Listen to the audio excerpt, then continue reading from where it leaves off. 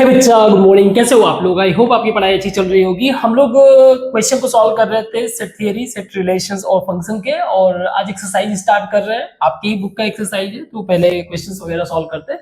Question number 1 है, let F1 is a parallelogram का set है, F2 मेरा जो है रेक्टेंगल का सेट है, F3 का रोम्बस का सेट है, और F4 स्क्वायर एंड F5 जो है ट्रेपेजियम। और अगर इनको आप ऑब्जर्व करो, ऑल दीज आर क्वाड्रिलेटरल। ये क्या है हमारे?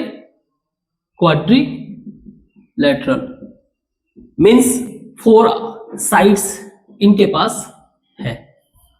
नाउ हमें ये बताना है देन F1 में भी इक्वल टू, यानी इनमें से क्या इक्वल है। First thing we have to understand कि ये सारे के सारे एक दूसरे से कैसे रिलेटेड है। जैसे फॉर एग्जांपल ट्रेपेजियम क्या होता है? ट्रेपेजियम, सो सिंपल बात, ये भी, इसके पास भी 4 साइड्स है, नो डाउट। पहले F5 को समझते हैं। सो इसके पास भी 4 साइड्स तो है, बट खास बात यह है कि इसके 2 sides have to be parallel, और इसके बारे में कुछ भी नहीं पता। अगर हमें कोई ऐसा स्ट्रक्चर दिख गया जहां पे 2 साइड्स जो है पैरेलल हैं, समथिंग लाइक दिस, या फिर कुछ भी आप चेंज भी कर सकते हो, 2 साइड्स पैरेलल हैं, तो ये हमारे क्या हो जाएंगे? ट्रेपेजियम। ठीक है, दिस इज आवर F5। अब आप इमेजिन कर सकते हो कि एक ऐसा सेट जिसके अंदर ट्रेपेजियम है। अब अगर हम लोग इसको अदर से कंपेयर करें तो स्टेटमेंट पॉइंट ऑफ व्यू से, पैरेललोग्राम का मतलब क्या है? पैरेललोग्राम जिसके 2, याद रखना, 2 साइड्स जो है हैव टू बी पैरेलल, यानी कि ऑब्वियस सी बात है पैरेलल होंगे, means opposite to each other. 2 sides इसके क्या होंगे? नहीं, 2 साइड्स ऐसे कर लो, 4 sides have to be parallel, means something like this. ये साइड इसके पैरेलल है, ये इसके पैरेलल है। क्लियर? इसको मैं कैसे भी बना सकता हूं, ऐसे भी बना दूं तो भी ये इसके पैरेलल है, ये इसके पैरेलल है, ये इसके पैरेलल है, ये इसके पैरेलल है। लेकिन इसमें सोचने वाली बात ये है कि ट्रेपेजियम कहीं से भी इस 2 साइड के बारे में नहीं बोल रहा है। उसका बस कहना ये कि मेरे 2 साइड पैरेलल है। आप अगर कोई ऐसा भी क्वाड्रिलेटरल ले आ रहे हो जो इसके अदर साइड्स भी पैरेलल होंगे, तो मुझे कोई फर्क नहीं है। तो एक तरह से यहां से आप कंक्लूड कर सकते हो कि जो पैरेललोग्राम है, पैरेललोग्राम वो मेरा सबसेट है। सबसेट और इक्वल कर दो, ये है मेरे ट्रेपेजियम के। सोच के देखो। तो कहने का मतलब क्या है? आपने डिसाइड किया कि कोई भी ऐसा क्वाड्रिलेटरल जिसका 2 साइड्स जो है पैरेलल है, बात खत्म, वो ट्रेपेजियम है, कहानी खत्म यहीं पे। आपने देखा एक और स्ट्रक्चर, आपने पूछा कि भाई क्या उसके 2 साइड्स पैरेलल है? हाँ है, ठीक है, वो ट्रेपेजियम है। फिर आपने बताया कि नहीं, उसके 2 साइड्स और पैरेलल है, कोई बात नहीं, वो पैरेललोग्राम भी है। बात समझ में आ रहा है? क्योंकि 2 साइड पैरेलल तो है ही, तो ट्रेपेजियम तो होगा, लेकिन अब उसकी एक नई पहचान बन गई कि उसके बाकी के 2 साइड्स भी पैरेलल है, इसलिए वो पैरेललोग्राम भी है। अल्टीमेटली ये इसके अंदर आ गया, एक तरह से इसका सबसेट हो गया। इसी 4 साइड्स में हमें ये पता चला कि जो मेरा 4 साइड्स है उसमें से जो एंगल्स हैं वो 90 डिग्री, यानी 4 साइड्स हमें इक्वल के बारे में नहीं पता। अभी हम लोग साइड के इक्वलिटी पे नहीं पता कि साइड्स उसके इक्वल है कि क्या है। साइड्स इक्वलिटी, या फिर कह लो साइड्स के साइज के बारे में कुछ भी नहीं पता। साइड्स बस इतना जान लो, साइड्स मेरे पैरेलल हैं, और प्लस हर एक एंगल जो है 90 डिग्री है ईच। तो अगर ऐसा कुछ हुआ तो ये हुआ मेरा क्या? रेक्टेंगल। तो आप इमेजिन कर सकते हो कि मेरा रेक्टेंगल क्या हुआ पैरेललोग्राम के अंदर। साइड्स दोनों के दोनों पैरेलल हैं, दोनों साइड्स आपस में पैरेलल हैं, एक दूसरे के अपोजिट पैरेलल है। साथ में इनके एंगल्स भी मैंने ऐड कर दिया, तो ये हो गए आपके रेक्टेंगल। फिर उसमें ये हुआ कि चलो ठीक है, दोनों साइड्स पैरेलल हैं, क्लियर, दोनों साइड्स पैरेलल हैं, यानी पैरेललोग्राम तो है ही, साथ में सारे के सारे साइड्स क्या हैं, sides all equal, sides all equal. तो कैसा भी हो सकता है स्ट्रक्चर, समथिंग लाइक दिस, सबके साइड्स एक जैसे हैं, लेकिन खास बात है कि सारे के सारे साइड्स एक दूसरे के पैरेलल। तो ये हो गया हमारा रोम्बस। रोम्बस, ठीक है। सो साइड्स ध्यान से समझना, रेक्टेंगल में बोल रहा है कि साइड्स पैरेलल है सारे के सारे और 90 डिग्री ईच है। रोम्बस में बोल रहा है सारे के सारे साइड्स जो है इक्वल है, मुझे एंगल से मतलब नहीं है। क्लियर। अब अगला आ जाओ आप। अगला ये बोल रहा है कि 4 साइड्स जो हैं सब इक्वल है, साथ में ऑल एंगल ये आपका क्या है 90 डिग्री। तो आप इमेजिन करो, क्योंकि ये एंगल के बारे में बात नहीं कर रहा है और ये बाय द वे ये हमारा स्क्वायर है। तो आप सोच के देखो थोड़ा सा कि स्क्वायर हमारा सबसेट है रोम्बस का भी, स्क्वायर हमारा सबसेट है रोम्बस का भी, स्क्वायर हमारा सबसेट है रेक्टेंगल का भी, और स्क्वायर हमारा सबसेट है पैरेललोग्राम का।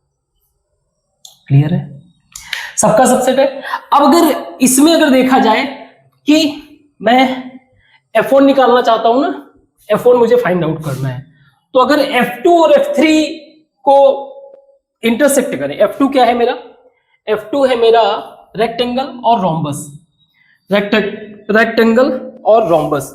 तो इनमें दोनों में कॉमन मिल जाएगा मुझे स्क्वायर, दोनों में क्या कॉमन है, स्क्वायर मिलेगा। और F1 क्योंकि मुझे फाइंड आउट करना, तो ये F1 तो है नहीं, not equal to F1, rather ये क्या है इज इक्वल टू F4 भले है, इवन क्या है ये, this is F4 that is square set, ये हो सकता है।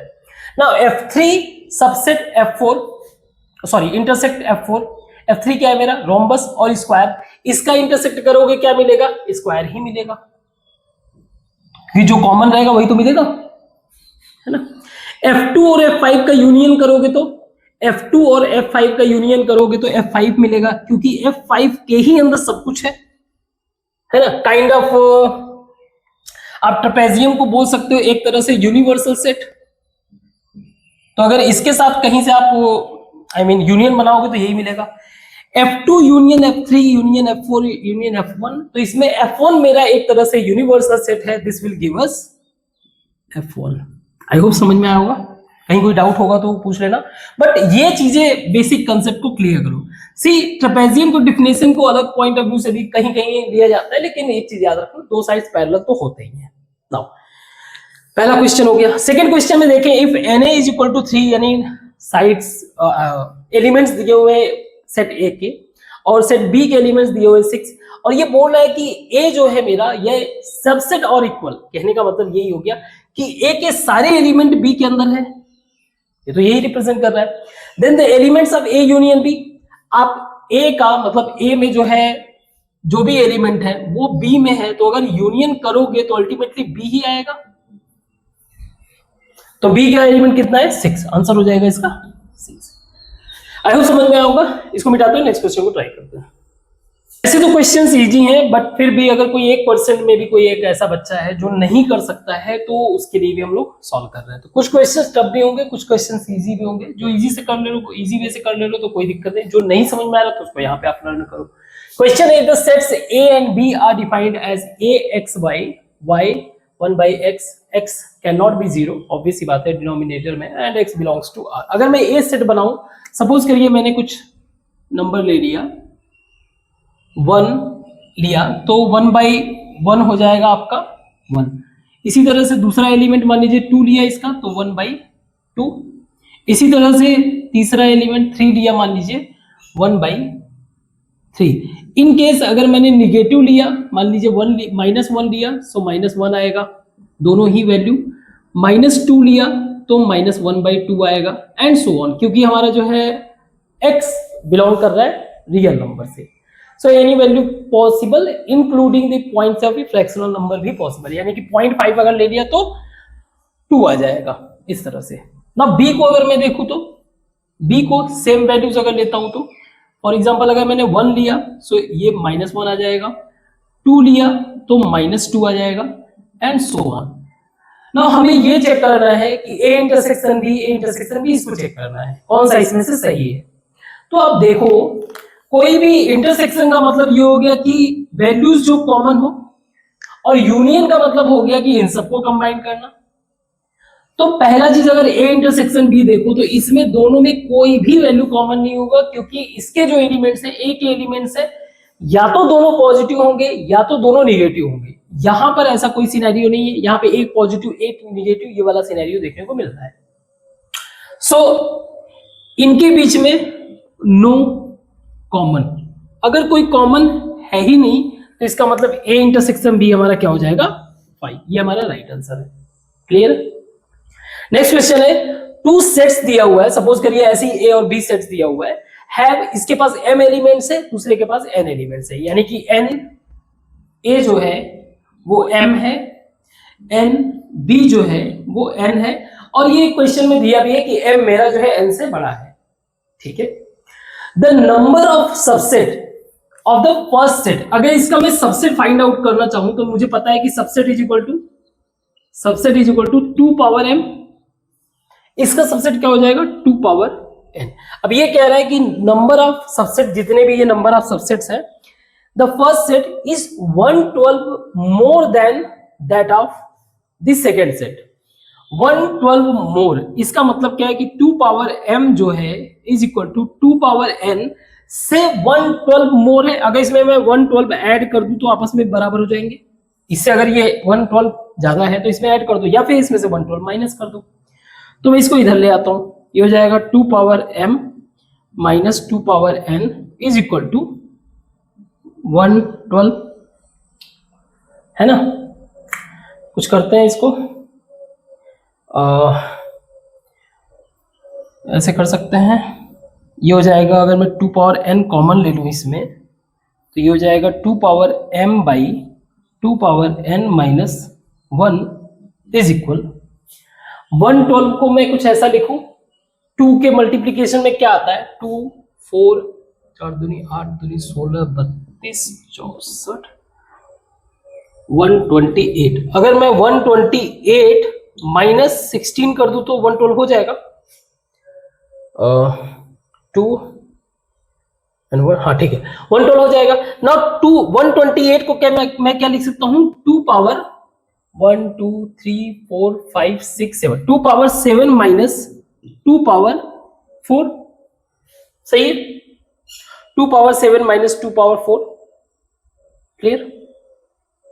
या फिर मैं 2 पावर 4 को कॉमन ले लूं, इसको लिख सकता हूं मैं 2 पावर 4 ब्रैकेट में 2 पावर 7 बाई 2 पावर 4 माइनस 1, या इसको मैं ऐसे कर सकता हूं 2 power n 2 power m minus n minus 1 is equal to 2 power 4 2 power 3 minus 1। एक तरह से अगर मैं दोनों साइड को कंपेयर कर लूं सो वी कैन कंक्लूड कि n इज इक्वल टू 4 और m minus n is equal to 3 means m is equal to 7। So m into n क्या हो जाएगा 7 इंटू 3, m इंटू n आपका m into n is equal to 7 into 3 is equal to 21। I hope ये समझ में आया। Good, इसको मिटाते हैं, नेक्स्ट क्वेश्चन को ट्राई करते हैं। अगेन बहुत ही सिंपल क्वेश्चन है बट कोशिश यही करना है कि अपने अप्रोच को जो है स्ट्रॉन्ग करिए। क्वेश्चन है कि let A B 2 non empty set, यानी कि सेट के अंदर कोई वैल्यू है, subset of a set X. Suppose करिए मेरे पास एक यूनिवर्सल सेट है एक्स, ठीक है एक्स। अब इसके अंदर 2 सेट है A and B, A and B, ठीक है, क्योंकि ये दोनों ही सबसेट है। X such that A is not a subset of B. Condition क्या दे रहा है, A is not a subset of B. इसका मतलब ये है कि ए के सारे एलिमेंट बी में नहीं है। तो हो सकता है ए के सारे एलिमेंट ना हो, या हो सकता है ए के कुछ एलिमेंट अगर मान लीजिए बी में हो भी तो भी आपका ये सबसेट नहीं बनेगा। सपोज ऐसे अगर ए और बी है, है ना। ये भी सही है, ये भी बात सही है, जस्टिफाई कर रहा है कि ए सबसेट जो है बी का नहीं है। इस सिचुएशन में हमें इन सब चीजों को इनमें से कोई एक करेक्ट करना है। क्वेश्चन का जो ये है फर्स्ट कि A is a subset of complement of B. B का कॉम्प्लीमेंट क्या है, ये पूरा सब कुछ उसका सबसेट, हाँ यहां पे तो है, सही है, लेकिन यहां पे ये वाला कुछ वैल्यू है ना, ये वाला कुछ वैल्यू है जो बी में भी है बट उसके कॉम्प्लीमेंट में नहीं है। Means this value not in complement. किसके कॉम्प्लीमेंट में, बी के कॉम्प्लीमेंट में नहीं है। बी के कॉम्प्लीमेंट में नहीं है तो इसे सबसेट बनने के लिए क्या करना पड़ेगा, ए के सारे एलिमेंट को जो है बी के कॉम्प्लीमेंट में होना चाहिए। So this is showing that कि A is not subset of B complement, means ये आंसर नहीं हो सकता। क्लियर है। ऐसे ही B is a subset of A, हो सकता है कि बी सबसेट ऑफ ए हो,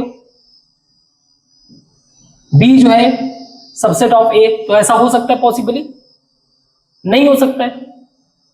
मान लीजिए आप, क्योंकि आपने बोल रखा है कि ए के सारे एलिमेंट बी में नहीं हो सकता है बी के सारे एलिमेंट ए में हो। मान लीजिए कुछ ऐसा स्ट्रक्चर भी बन सकता है, तो इसको तीनों को जस्टिफाई करना पड़ेगा ना।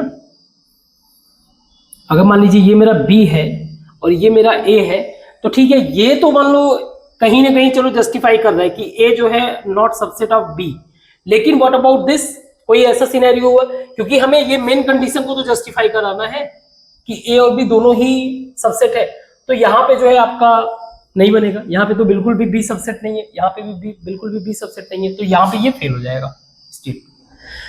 नेक्स्ट है A and B are disjoint set, यानी कि इनके बीच में कुछ भी कॉमन नहीं है, तो यहाँ पे ये फेल हो रहा है। यहाँ पे तो चलो ठीक है दोनों के बीच में कॉमन नहीं है, लेकिन यहाँ पे ये फेल हो जा रहा है, यहाँ पे भी फेल हो जा रहा है, तो ये भी नहीं। अब ये बोल रहा है कि A and complement of B are non disjoint set.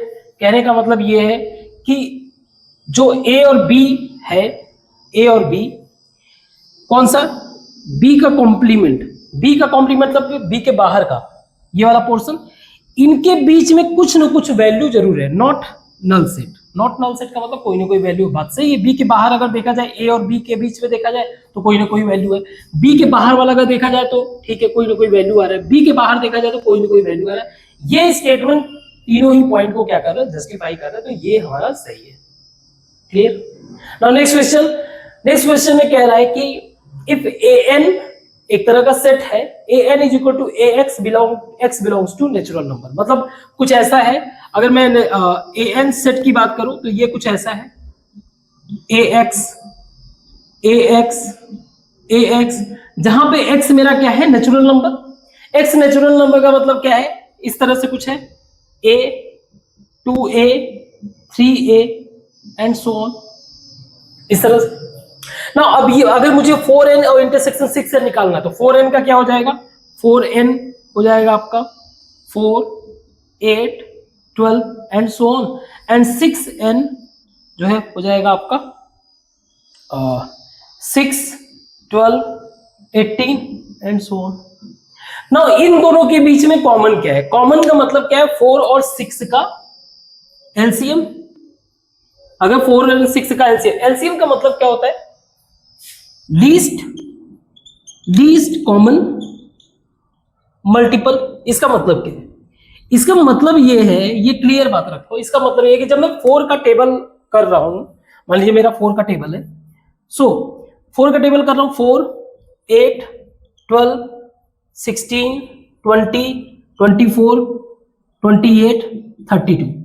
Least common याद रखना, दो नंबर के बीच में। ऐसे ही 6 का अगर मैं आगे बढ़ा तो 6 12 12 18 24 एंड सो ऑन। तो लीस्ट कॉमन सबसे कम, सबसे लीस्ट मतलब सबसे छोटा, कॉमन जो दोनों में एक कॉमन हो, मल्टीपल, ये सारे के सारे इसके मल्टीपल्स हैं। तो लीस्ट में जो सबसे छोटा है वो ये है, आप देखोगे 12 इन दोनों में कॉमन है, तो ये मेरा हो जाएगा इसका एलसीएम। तो मुझे क्या करना है, ये इस नंबर का जो मल्टीप्लीकेशन होगा ये आपके दोनों ही सेट यानी कि 4n इंटरसेक्शन 6n में आपको कॉमन मिलेगा, तो 12n मैं काउंट कर सकता हूं। 12n आप निकालोगे तो something like 12, 24, 36 and so on, या फिर आप कह सकते हो ये कि 12x, इसका जो सेट बिल्डर फॉर्म लिख सकते हो 12x, जहां पे x आपका बिलोंग करता है n से। सही है, वेरी गुड। इसको मिटाते हैं, नेक्स्ट क्वेश्चन को ट्राई करते हैं। अगेन क्वेश्चन सिंपल है, हम लोग क्वेश्चन नंबर 7 डिस्कस कर रहे हैं, बाकी कुछ क्वेश्चन स्किप कर लें क्योंकि इसके बेसिस पे, इस कंसेप्ट पे आप कर लोगे। क्वेश्चन को अप्रोच को समझना है, जैसे अगर हम लोग क्वेश्चन सॉल्व कर रहे हैं इसको, the set A intersection B complement और उसका complete complement union B intersection C is equal to, इनमें से कोई एक ऑप्शन सही है उसको चेक करके बताना है। नाउ थोड़ा बहुत हम लोग जो लॉ पढ़ रखे हैं डी मॉर्गन्स या फिर डिस्ट्रीब्यूटिव लॉ, उनका इस्तेमाल करके पहले तो उसको थोड़ा सा सिंपलर फॉर्म में करते हैं। तो A इंटरसेक्शन B कॉम्प्लीमेंट, इसका कॉम्प्लीमेंट, इसको अगर हम लोग डी मॉर्गन्स करेंगे तो ये हो जाएगा A complement union B complement के कॉम्प्लीमेंट यानी कि B हो जाएगा बस। ठीक है, आगे इसका लिख देते हैं B union B intersection C। ना इसको अगर देखिए हम लोग, क्योंकि ये साइन दोनों के चेंज हैं, ये दोनों के साइन अपोजिट है, तो हम लोग क्या करते हैं, इस पे डिस्ट्रीब्यूटिव लॉ लगा देते हैं। Means A intersection union B intersection B union C। ना अगर मान लीजिए कहीं किसी ऐसे सिचुएशन पे आप स्टक हो जाओ कि इसको कैसे सॉल्व करना है, तो यहीं से आपको क्या करना है, एक सिंपलर फॉर्म में कन्वर्ट कर देना है। जैसे मान लीजिए B को हमने एज्यूम कर लिया 1 2 3 है, और C को हम लोगों ने एज्यूम कर लिया 2 3 4 है। ठीक है, तो A कॉम्प्लीमेंट को एज इट इज रखते हैं अभी, A कॉम्प्लीमेंट यूनियन B का मतलब हो गया B intersection B union C का मतलब क्या हुआ, B यूनियन C आप देखो, B यूनियन C, चलो अभी यहां पे लिख देता हूं B यूनियन C। अब जरा इनको मैं सॉल्व करना चाहता हूं, तो मैं B को क्या लिख सकता हूं 1 2 3 इंटरसेक्शन, एक second, intersection B union C क्या हो जाएगा, B यूनियन C 1 2 3 4। अब इन दोनों के बीच में इंटरसेक्शन यानी कि 1 2 3 का मतलब क्या हो गया B, यानी कि B यूनियन A कॉम्प्लीमेंट, और यही हमारा क्या है आंसर। तो दो चीज अप्रोच फॉलो करना है, एक तो लॉ वगैरह से इसको सिंपलर फॉर्म में करना है, और जहां पे आप सिंपलर सिचुएशन में आ जाओ इन सबको इस तरह से कोई वैल्यू आप पिक कर लो, जैसे A is equal to 1 2 3, B is equal to 2 3 4, C is equal to 2 3 4, मतलब 3 4 5 6, इस तरह से करके आप एडजस्ट करोगे, आपको सॉल्यूशन मिल जाएगा। क्लियर है यहाँ पे, वेरी गुड। नेक्स्ट क्वेश्चन को ट्राई करते हैं। इफ A मेरा सेट दिया हुआ है, ध्यान से समझना, ठीक है, A सेट दिया हुआ है, साथ में ये भी दिया हुआ है कि किस सेट के अंतर्गत है, ये नेचुरल नंबर के अंदर सारा डील हो रहा है। तो A से दिया हुआ है 1 3, एक तरह से ऑड नंबर है टिल 18 तक, B दिया हुआ है 18 तक ही इवन नंबर। अब इसको आपको सॉल्व करना है, तो जरा इमेजिन करो A कॉम्प्लीमेंट मेरा क्या होगा, A कॉम्प्लीमेंट मेरा क्या होगा, आप एक बार इमेजिन करना, B और A union B intersection B complement. ठीक है, तो पहले कोशिश करते हैं इसको सिंपलर फॉर्म में करने का, बाद में इसको सॉल्व करेंगे। सिंपलर फॉर्म में ये तो दोनों सेम साइन है, तो इनको अगर मैं देखूं तो एक तरह से क्या है, डिस्ट्रीब्यूटिव लॉ लगाया जा सकता है। तो मैं कर सकता हूं ऐसे A इंटरसेक्शन B, इसको मैं कह सकता हूं B intersection B complement intersection B union B complement intersection A। सही है, अब इमेजिन करो B और इसका जो कॉम्प्लीमेंट है, इसके बीच में कॉमन क्या होगा, B और B के बीच में कॉमन, तो ये हो जाएगा आपका A इंटरसेक्शन U, और ये हो जाएगा आपका phi union B complement A। ना A का जो कॉम्प्लीमेंट है वो क्या है, A का कॉम्प्लीमेंट क्या है, मेरा natural number minus odd number, मैं कह सकता हूं ऐसे नेचुरल नंबर माइनस A, यही होगा। यूनियन फाइव, तो फाइव के साथ अगर मैं यूनाइट करूंगा तो ये यही बचेगा। Union B complement intersection A, B complement और उसके इंटरसेक्ट। अगेन आप इमेजिन करो, बी कॉम्प्लीमेंट का मतलब ये हो गया कि बी के बाहर के सारे एलिमेंट, बी के बाहर का सारा एलिमेंट क्या हो रहा है, ऑड नंबर और सारे नेचुरल नंबर। क्या क्या इंक्लूड कर रहा है, ऑड नंबर इंक्लूडिंग सारा नेचुरल नंबर। और उसमें जो है आपको ए इंटरसेक्ट करना है, तो अल्टीमेटली आपको ए ही बचेगा क्योंकि ए इंटरसेक्ट में। अब आप इमेजिन करो, एन वो नंबर है, इसको यूनियन करना है। एन माइनस ए वो सेट है जो ए को इंक्लूड नहीं कर रहा है और साथ में ए को यहां पे इंक्लूड कराना है। मतलब ये क्या कर रहा है, ये जो है मेरा आपका 2 4 18 19 20 ऐसे अप टू नेचुरल नंबर जा रहा है, साथ में हमको ए भी इंक्लूड कराना है। तो इन दोनों को अगर मैं ए यूनियन करूंगा तो मुझे क्या मिल जाएगा, नेचुरल नंबर। थोड़ा सा इमेजिनेशन पे वर्क करना, थोड़ा सा इमेजिनेशन पे वर्क करोगे, यू विल गेट रियलाइज कि कितना बेहतरीन क्वेश्चन था ये। ठीक है, आंसर हो जाएगा इसका नेचुरल नंबर। नहीं समझ में आओगे तो फिर से इसको क्रॉस चेक करो और आप अपने तरीके से भी सॉल्व कर सकते हो। ठीक है, नॉट अ बिग डील। जैसे भी इतना अगर आप देख लो कि ए इसका आप सेपरेट ले लो, इसको सेपरेटली सॉल्व कर लो, इसको सेपरेटली सॉल्व कर लो, अल्टीमेटली आपको नेचुरल नंबर मिलेगा। आप अपना तरीका अपना सकते हो। नाउ क्वेश्चन है नेक्स्ट, हमें बता दिया गया है P Q R S set दिया हुआ, उनके वैल्यू दिया हुआ, हमें बताना है P delta Q delta P R delta S. Now P delta Q इसका मतलब ये उसका सेट है कि पी के वो एलिमेंट जो क्यू में ना हो, तो 2 3, तो ये 1 4 हो गया, 1 4, और साथ में क्यू के वो एलिमेंट जो पी में ना हो, दैट इज 5 6, तो ये उनका सेट हो गया। सही है। इसी तरह से आर डेल्टा एस, आर के वो एलिमेंट जो एस में ना हो, तो यहां पे क्या है 9 है, 9 को नहीं ले सकते, बाकी सबको ले सकते हैं ना, 1 3 7 8, 1 3 7 8, सही है। और एस से क्या हो जाएगा आपका 2 4 10। नाउ पी डेल्टा, अब इसका डेल्टा इनके दो के बीच में डेल्टा निकालना है, तो 1 हम लोग नहीं ले सकते और 4 नहीं ले सकते, बाकी सब ले सकते। तो ये हो जाएगा मेरा 2 3 5 6 7 8 10। एक बार चेक कर लेना, ठीक है, एक बार क्रॉस चेक कर लेना। और अगर इसके नंबर ऑफ एलिमेंट्स देखा जाए तो कितने हैं, 7 नंबर ऑफ एलिमेंट्स। अगर कुछ ऐसा भी पूछ रहा हो तो 7। ठीक है, इसको मिटाते हो, नेक्स्ट क्वेश्चन को ट्राई करते हो।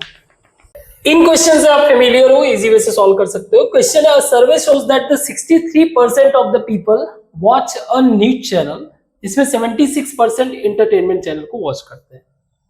If x% of the people watch both, तो हमें x का वैल्यू निकालना है। तो सी, हमें पता है कि अगर मैं मान लीजिए न्यूज चैनल और एंटरटेनमेंट चैनल, इनका यूनियन अगर मुझे निकालना हो तो ये वाला तो हम लोगों ने फॉर्मूला पढ़ ही रखा है, n plus E minus n intersection E. तो यही x दिया हुआ है, यानी कि जो बोथ दोनों ही लोग वॉच करें। नाउ n यूनियन ई कभी भी 100% से ज्यादा हो ही नहीं सकता है, मींस 100%, या फिर ऐसे अभी ऐसे ही कर लेते हैं। ये हो जाएगा आपका n union E is equal to, ये हो गया 63 plus 76 minus x, means 139 minus x% is equal to 100। क्योंकि ये कभी भी नॉट इक्वल टू, ऐसे समझो आप, रुक जाओ, इसको ऐसे ही लिख देते हैं, n यूनियन e। अब यहां पे समझने वाली बात क्या है, ये स्टेटमेंट पॉइंट ऑफ व्यू से समझ लो कि n union e cannot be more than 100%। 100% से तो ऊपर हो ही नहीं सकता है। मींस ये ओवरऑल वैल्यू क्या है, 139 माइनस x% जो है किसी तरीके से भी 100% से ऊपर नहीं हो सकता, 100% इक्वल हो सकता है।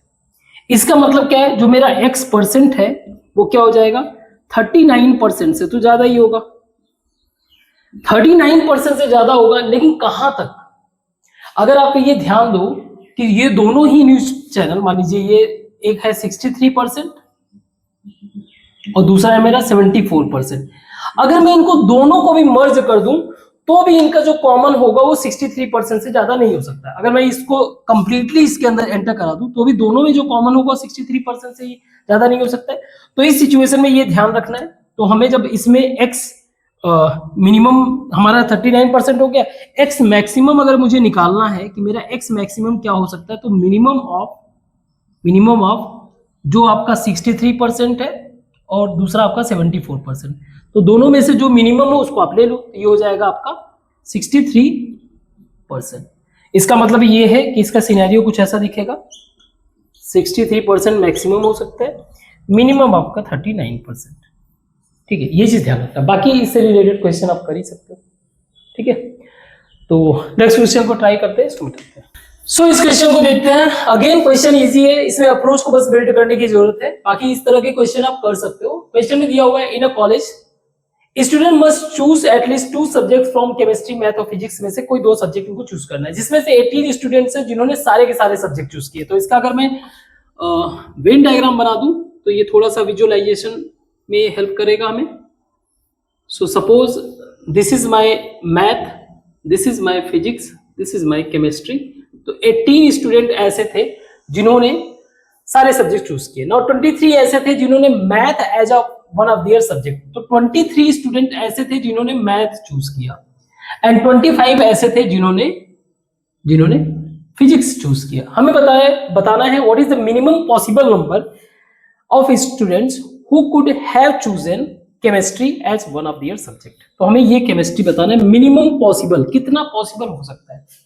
नाउ और बाकी कुछ दिया नहीं है, तो एज्यूम करते हैं फिजिक्स और केमिस्ट्री को दोनों को चूज करने वाले x बच्चे, फिजिक्स और केमिस्ट्री, सॉरी फिजिक्स और मैथ हो गया, फिजिक्स और केमिस्ट्री को चूज करने वाले y और केमिस्ट्री और मैथ को चूज करने वाले 80 आई मीन z स्टूडेंट।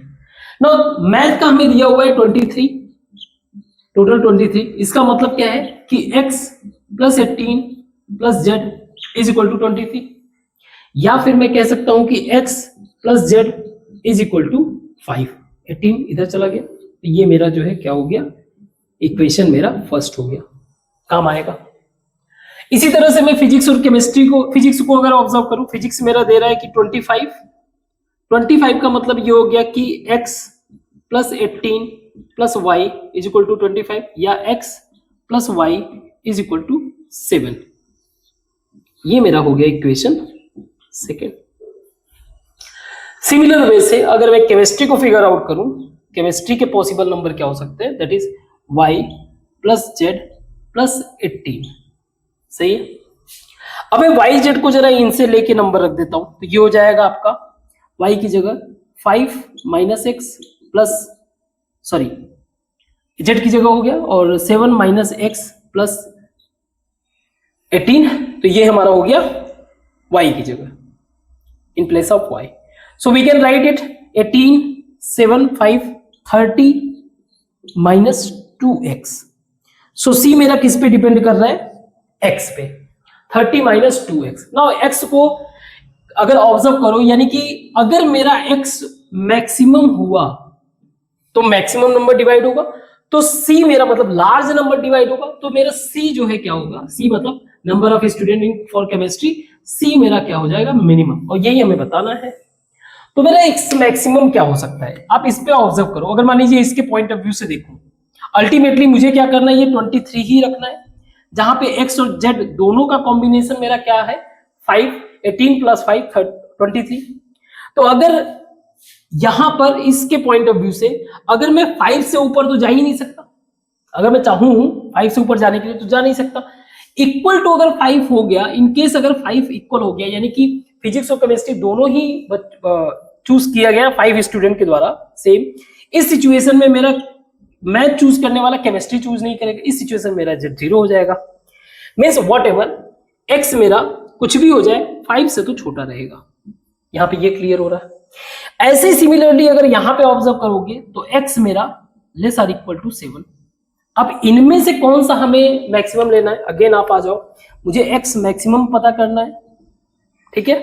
तो जो भी हो उसका मिनिमम ऑफ जो आपका दो नंबर है 5 और 7 का, इनमें से दो मिनिमम पिक कर लो, यानी कि x मैक्सिमम क्या हो सकता है आपका 5 हो सकता है। फॉर द टाइम बिंग अगर आपको लगता है कि 7 अगर मैं मैक्सिमम ले लूं तो इन बिटवीन अगर इसने 6 x का वैल्यू 6 हो गया तो वो तो जस्टिफाई करेगा, लेकिन यहां पे फेल हो जाएगा। यहां पे अगर मैं x से लेस आर इक्वल टू 5 ले रहा हूं तो ये हर टाइम पे इसको भी सेटिस्फाई करेगा। क्लियर है? तो मेरा मैक्सिमम x क्या हो सकता है 5, तो मेरा c मिनिमम क्या हो जाएगा, मतलब minimum student choose in chemistry that is 30 minus 2 into 5 means 20। तो ये अल्टीमेटली इसमें यही बताना था कि एक सर्टेन अप्रोच जो आपको बिल्ड करना है इस तरह के क्वेश्चन को सॉल्व करने के लिए। बाकी सारे क्वेश्चंस को तो जो इस तरह से हैं आप सॉल्व कर ही सकते हो। इसको मिटाते हैं, नेक्स्ट क्वेश्चन को ट्राई करते हैं।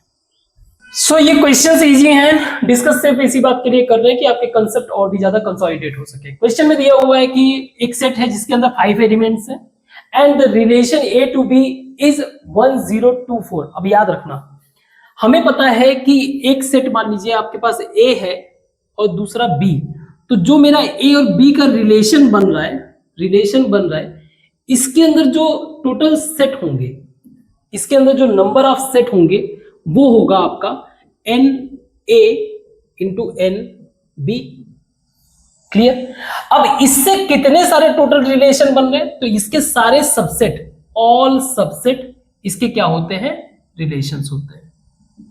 मीन्स ये जो भी आपका मल्टीप्लाई हुआ उस पर 2 पावर व्हाटएवर, मान लीजिए ये m है ये n है, तो ये आपका हो जाएगा m इंटू n व्हाटएवर। तो ये वैल्यू दिया हुआ है, ये कह रहा है कि ये दिया हुआ है टोटल कितना दिया हुआ 1024। ना 1024 का मतलब क्या हो गया यार, 2 से मल्टीप्लाई करना सब, 2 दूना 4, 2 दूनी 8, 2 16, 32, 64, 128, 256, 512, 1000। मतलब ये 2 पावर 10 जो है ये दिया हुआ है 1024। ना 2 पावर 10 का मतलब ये multiplication 10 is equal to n A into n B. N A दिया हुआ है हमें 5, मीन्स एन बी हमारा कितना हो जाएगा 2। समझ में आया? Very good.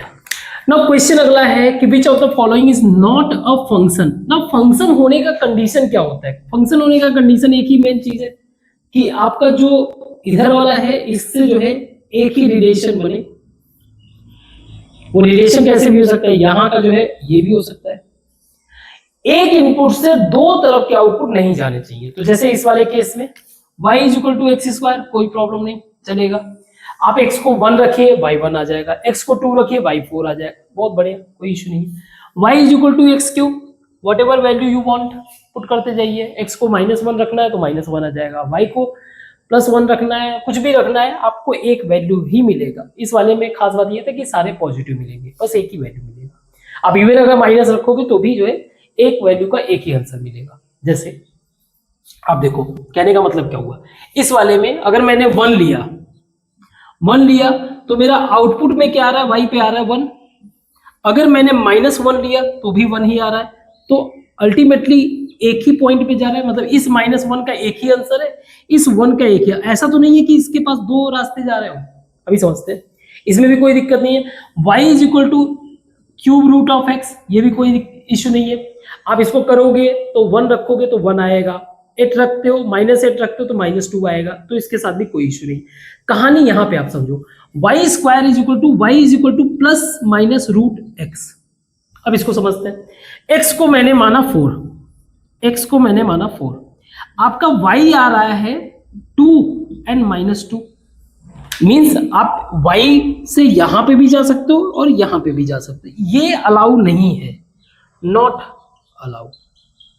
इसका मतलब क्या है, ये मेरा फंक्शन नहीं है, पढ़ भी चुके हैं, इसलिए कोई इश्यू नहीं है।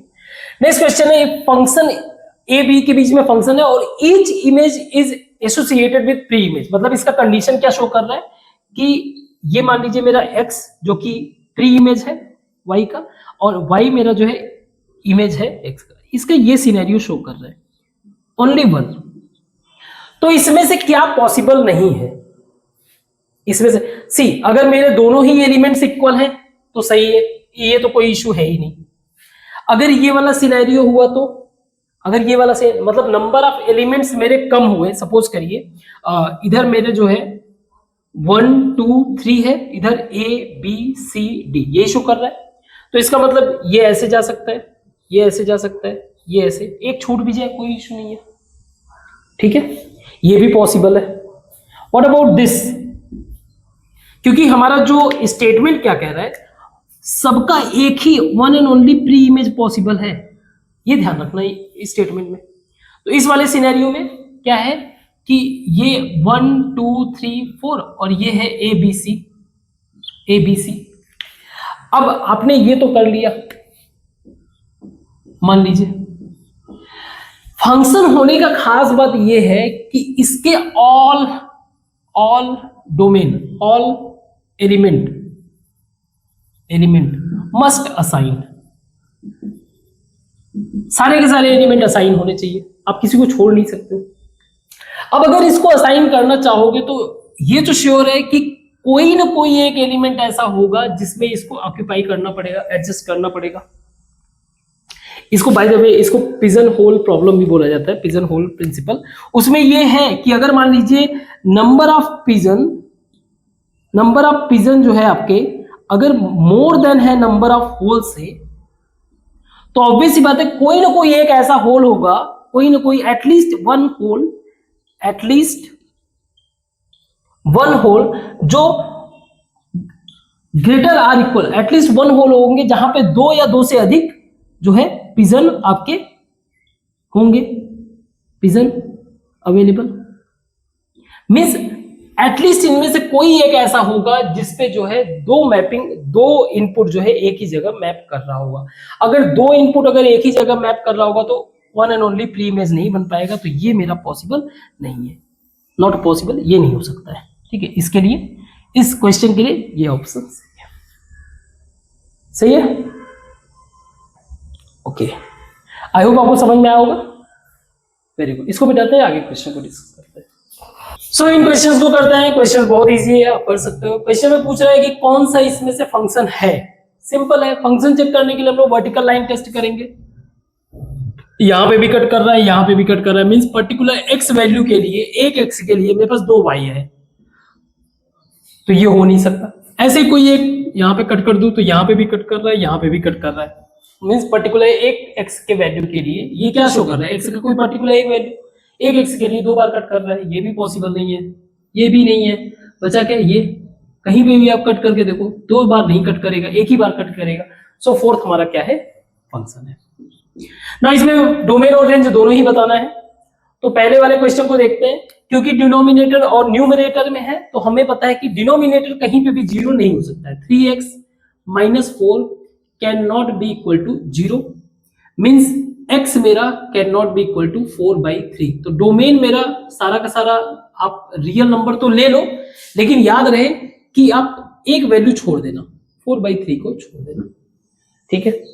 वही y मुझे निकालना हो, यानी कि रेंज मुझे निकालना हो, तो इसको सॉल्व करके देखते हैं। y is equal to 2 - 5x by 3x - 4, या फिर मैं इसको अगर सॉल्व कर दूं तो ये हो जाएगा 3xy - 4y is equal to 2 - 5x। इसको इधर कर दूं तो ये हो जाएगा x 3y - 5, और इसको उधर कर दूंगा तो 2 + 4y, या x is equal to 2 + 4y 3y - 5।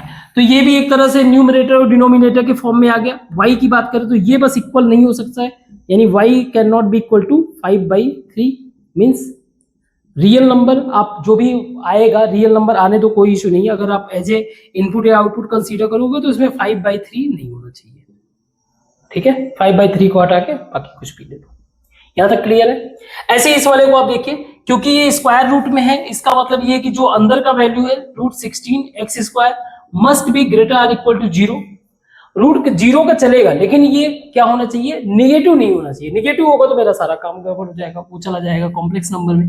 यानी कि 4 < or = 16x², या फिर कह लो आप ये नीचे आ जाएगा, ये 1/4 lesser greater equal to x square, या फिर आप कह सकते हो कि जो मेरा एक्स स्क्वायर का वैल्यू है, एक्स स्क्वायर का वैल्यू या एक्स का वैल्यू जो है प्लस माइनस 1/4 1/2, यानी कि -1/2 से बड़ा होगा एक्स मेरा, और जो है 1/2 से छोटा, ठीक है, वो भी ग्रेटर इक्वल। तो इसका जो डोमेन बन रहा है मेरा, क्या बन रहा है, -1/2 से 1/2 तक। रेंज मेरा अगर बताना हो तो रेंज का मतलब क्या है, एफ का वैल्यू, एफ का वैल्यू क्या है आपका, √4 - 16x²। नाउ रेंज अगर हम लोग देखें तो मैं अगर इन वैल्यूज, इनके बीच में ही वैल्यू होगा जो भी, अगर नंबर लाइन आप देखो डोमेन का आपको दे दिया कि देखो आपको इसी बीच में जो है नंबर रहेगा, इसके बियॉन्ड आप नहीं जा सकते हो। ऐसा नहीं कि आप वैल्यू 1 रख दो या फिर -1 रख दो, ये रहा -1/2 और ये रहा 1/2। तो जब भी मैं -1/2 चाहे 1/2 रखूं तो यहाँ पे तो 4 हो जाएगा और ये 0 हो जाएगा। तो ये मेरा क्या हो गया, एफ मेरा 0, जो कि मेरा मिनिमम वैल्यू हो गया। और इस बीच मुझे एक जगह वैल्यू 0 मिल रहा है, तो अगर जब मैं 0 पे आता हूं तो एफ मेरा क्या होता है, एफ मेरा हो जाता है 2, दैट इज √4 - 0। क्योंकि इस सिचुएशन में मुझे मैक्सिमम गेन करने के लिए मुझे इसको जितना छोटा से छोटा मैं कर सकूं इस वैल्यू को, उतना ही ये वैल्यू ज्यादा से ज्यादा बड़ा आएगा। इसको छोटा मतलब 0 आप ले लो, ठीक है, छोटा मतलब हाँ 0 आप ले लो यहाँ पे, तो ये आपको वैल्यू दे रहा है 2। तो अगर मैं रेंज को देखूं तो मेरा 0 से 2 वैल्यू देखने को मिल रहा है। क्लियर? इस वाले क्वेश्चन में अगर हम देखें fx = x² - x - 6/x - 3, again कहानी वहीं पे आ जाता है आपका, डिनोमिनेटर और न्यूमरेटर। पहले हम लोग ऊपर वाले को भी थोड़ा बहुत सॉल्व कर सकते हैं। पहली बात तो हमें ये पता है कि भाई x जो है x - 3 can not be equal to 0, x can not be equal to 3, यानी कि सारा का सारा रियल नंबर ले लो, बस उसमें से 3 हटा दो, ये ध्यान रहे। ये तो हो गया। अब मैं रेंज को निकालने की अगर कोशिश करूं तो fx मेरा हो जाएगा, तो थोड़ा बहुत सॉल्व करते हैं इसको। x² - 3x - 2x नहीं प्लस 2x - 6/x - 3, तो ये हो जाएगा x - 3 और बचेगा x + 2। सही है, एक सेकंड, 2 प्लस का 2 लूंगा, हाँ ठीक है, x - 3। तो अगर देखा जाए तो y = x + 2। Clear?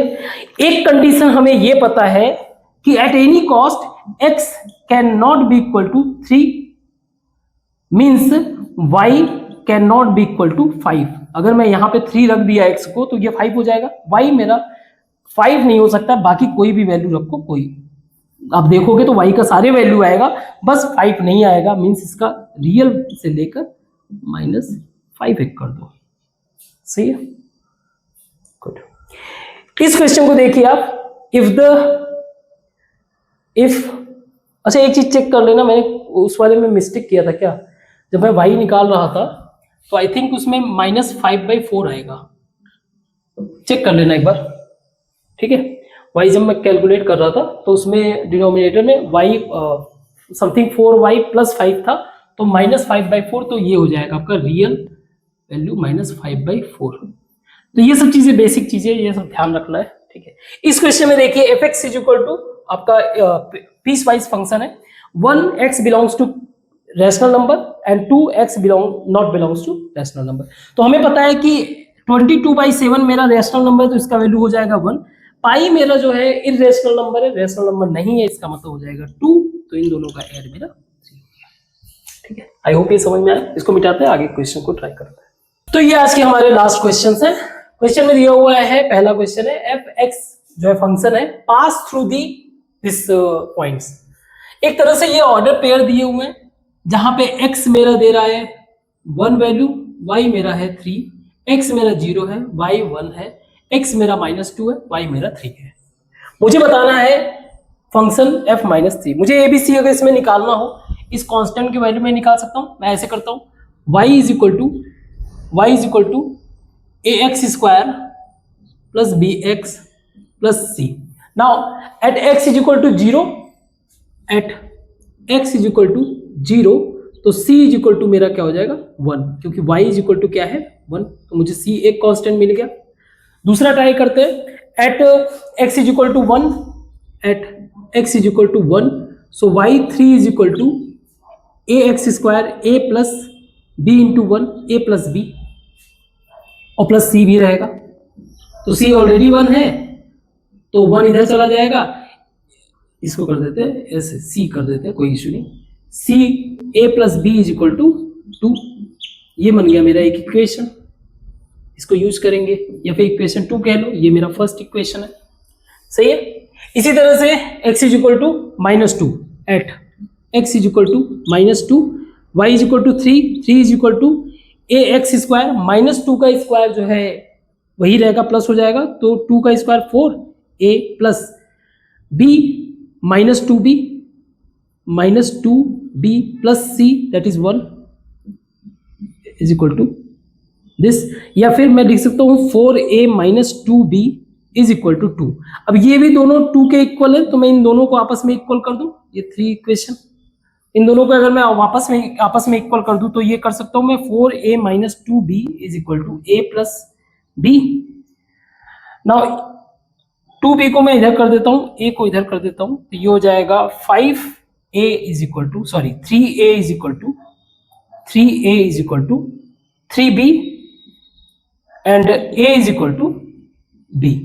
a is equal to b अगर है तो इसका मतलब अगर दोनों को मैं ऐड कर दूं, यहाँ पे a रख दूं, तो a मेरा इज इक्वल टू 1, तो b भी मेरा 1 हो गया, a b c तीनों ही 1 हो गए।